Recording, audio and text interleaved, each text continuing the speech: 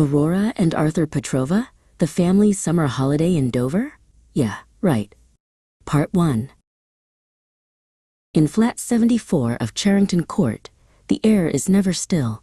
The cacophonous Romford traffic roars against the windowsill. Aurora watches red beasts pass, the 370 and the 174. She loves the relentless London hum, the city she'll adore. But they are on the brink of change. A notorious shift is near. The incessant rise of city costs is what her parents fear. She clutches tight her travel map. Her heart is full of doubt, while bins outside begin to smell and noisy neighbors shout.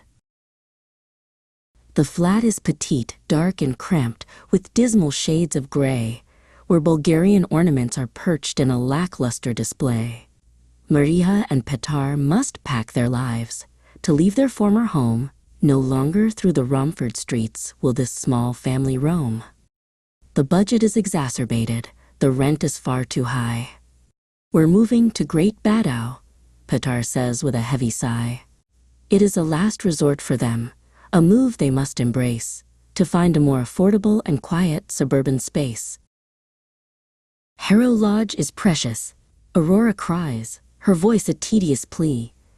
To leave my school and all my friends is a total tragedy. She stares at her pink bedroom walls, now stripped and looking bare. The monotony of packing boxes fills her with despair. Arthur, nearly 9 years old, adjusts his glasses of green. He watches as his sister creates a dramatic, tearful scene. He wonders if Great Badow has a park where he can play, while Aurora mourns the Romford life that's slipping fast away. On Sunday, August 28th, the morning sun is bright. The family wakes up early to seek the holy light. Before they leave for Folkestone, they have a mission to complete, to worship at the Vineyard Church on an Enfield side street. Maria dons her orange sleeves to hide her childhood scars, while Petar checks the fuel and oil beneath the morning stars. They leave the flat at RM11TF behind, with prayers for a new future and a peaceful state of mind. They board the 121 with joy, then catch the 191. The bus routes through the Enfield streets are actually quite fun. The wheels go round and round as they head toward the hall, answering the spirit's deep and ever-present call. Arthur looks out of the window at the shops as they fly past, hoping that this Sunday peace is something that will last. Petar checks his silver watch, ensuring they're on time. The bells of local chapels start their rhythmic morning chime. The Lord is my shepherd, they sing. I shall not want for more. A prior peace is felt within, behind the chapel door. Ecstatic souls are elate here, their worship just begun, in the Enfield Vineyard Church, beneath the summer sun. Petar and Maria stand in prayer, their voices soft and low, demonstrating faith and grace before it's time to go. The sermon speaks of moving on and finding common ground. In the promises of Scripture, a new comfort can be found. They return to Romford hastily to grab a final bite, Chinese noodles in a plastic bowl to fuel the coming night. Then Petar points to the Audi A3, a red and diesel beast, a 2009 model where the comfort is the least. It's an inadequate vessel for a journey of this size, an inferior, cramped car that Aurora does despise. Atrocious and uncomfortable, with barely any space, as they squeeze their heavy luggage into every vacant place. Heide, let's proceed, Petar calls with a weary face, as Arthur climbs into the back and finds a tiny space. Aurora sits beside him in her glasses, tipped with pink. The interior is stuffy, and it's starting now to stink. The heat is quite oppressive as the engine starts to groan. Aurora lets the family know her grievances with a moan. The Audi A3 rumbles as they leave the curbside quiet. Inside the car, the sibling war is turning to a riot. For 2 whole weeks, Aurora's voiced her anger and her dread about the move to Great Badow and the life that lies ahead. Petar grips the steering wheel, his knuckles turning white. He's tired of the bickering and the constant petty fight. He looks into the mirror with a cold and steady stare, ignoring all her questions and her look of deep despair. The atmosphere is heavy, like a storm about to break, as they navigate the turns and every motorway they take. "I am ignoring you," says Petar, his voice a level tone, "because for 14 days you've done nothing else but moan. Your complaints about the moving have become a heavy weight, and I will not discuss it more or engage in this debate." Aurora gasps in shock at his blunt and firm decree. She turns to look at Arthur, who is silent as can be. The car feels even smaller now. The silence is a sting. As the red Audi flies along, a most unpleasant thing. They pass the signs for London as they leave the city's heart. Maria tries to soothe them as they make this brand new start. "Look at the green fields, Arthur. Look at the open sky." But Arthur simply watches as the motorway goes by. He misses his old bedroom and the sounds of Romford Street. The transition to the country feels like a forced retreat. Maria reaches back to pat his knee with gentle care, adjusting her orange glasses and her neatly styled hair. Upon the road to Dover's coast, the heat begins to rise. Aurora asks for orange juice with longing in her eyes. The journey is a trial, a monotonous, long crawl. The lack of legroom in the back is bothering them all. Her throat is parched and dusty from the warm and stagnant air. She kicks the back of Petar's seat to show that she is there. "I'm thirsty. Can we stop?" she asks, her voice a rising fire, as the tension in the Audi becomes increasingly dire. "Molyate, molyate, Papa, please. I need a drink that's cold."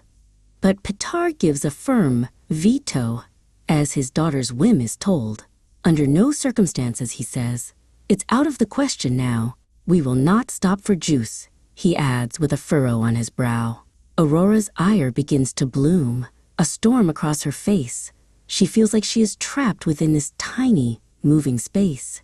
The rejection is abysmal, a blow she can't ignore, as they drive toward the coast and the distant ocean shore.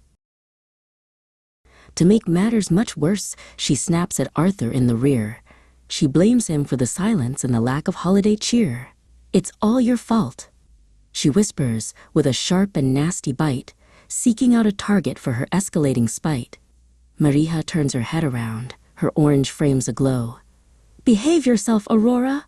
You are acting far too low." Arthur shrinks into the corner, trying hard to disappear, as the sounds of sisterly aggression fill his buzzing ear. In a fit of petty temper, a retaliation so mean, Aurora bites her brother's arm, creating quite a scene.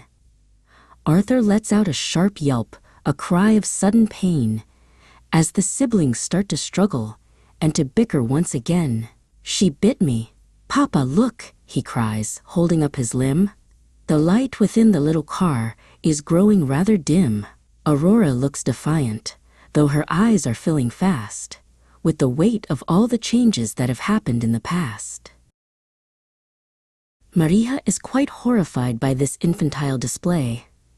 She scolds her daughter harshly in a very stern-faced way. "That is truly shocking. You've been caught red-handed now? To hurt your only brother is a sin I must avow." Aurora is inconsolable. She wails in deep despair, mourning Romford's bus routes and the scent of London air. The car pulls into Folkestone as the evening shadows fall, a miserable beginning to a trip they won't extol. They reach the Grand Burston Hotel, an eyesore by the sea, a substandard building lacking any charm or luxury.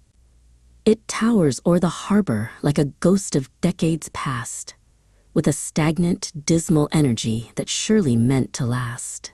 Petar parks the red Audi and he kills the diesel hum. The moment of arrival has eventually now come.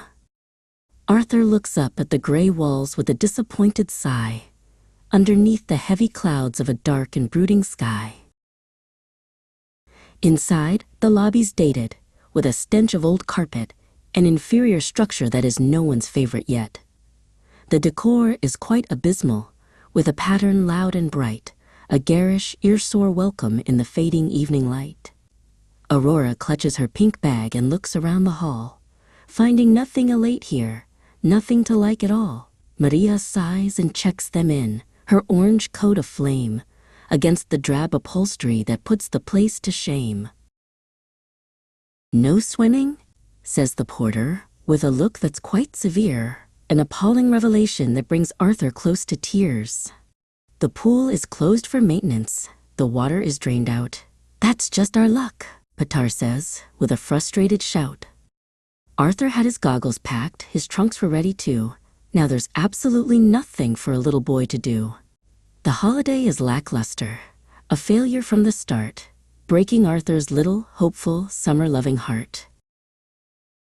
They enter room 204, where the bunk beds wait in line.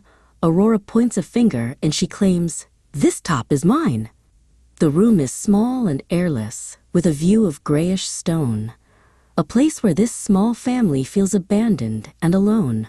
Arthur wants the top bunk too. He starts to climb the wood, but Aurora pushes past him as only a big sister could.